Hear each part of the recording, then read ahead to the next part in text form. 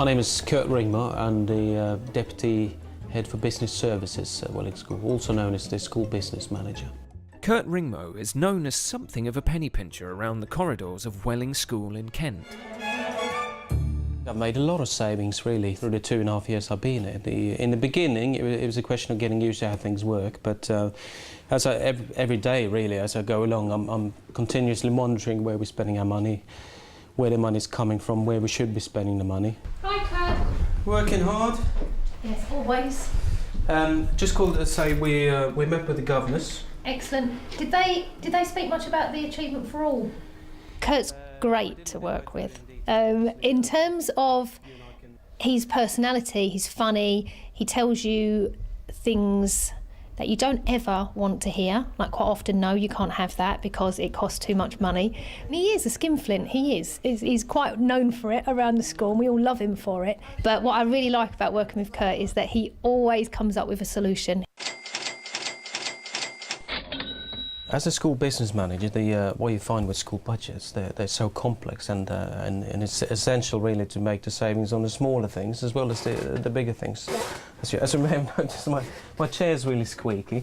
One of my colleagues wanted to throw away not long ago, and I said, well actually you can have my chair, I don't mind a squeaky chair.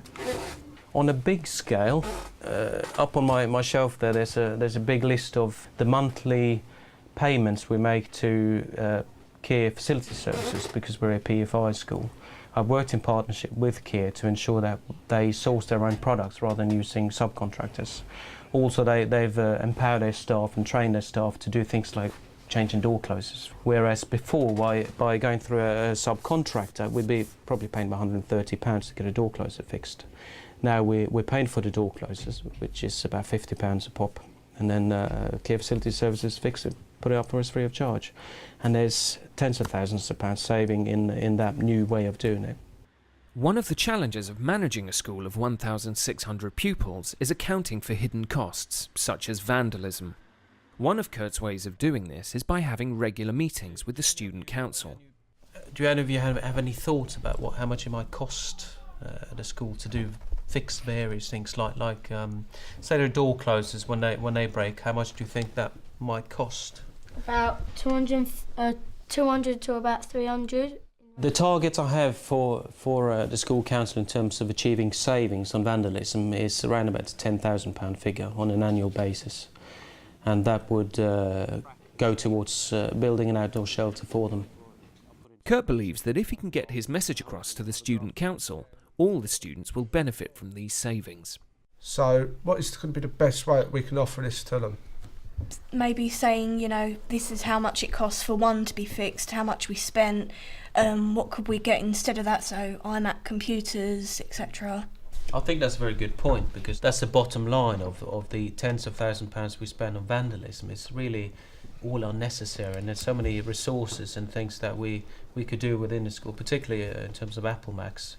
And we haven't got the money, although the money's there every year when I budget for it, because I budget for vandalism. The government's cutbacks in finances really is going to affect us as a school. We have made a lot of savings, particularly over the last 2 years, where we're cutting back on all sorts of areas, including staffing, which is pretty hard, to be honest. It's quite painful for us to work with reduced funding, because we need, as a school moving from satisfactory to good and from good to outstanding, we need investment really to take us along that path. It's right across the board, isn't it? That, you know, we've got to make money savings. There aren't the finances out there that actually say, oh, you can just have whatever you want. And I don't think it's a bad lesson to learn. I think it's really good for our kids to learn it as well, to know that, you know, if things get damaged or broken, there isn't an endless pot that just keeps fixing it. It isn't just about Kurt being at the top saying no. The kids are actually learning a real valuable lesson in life.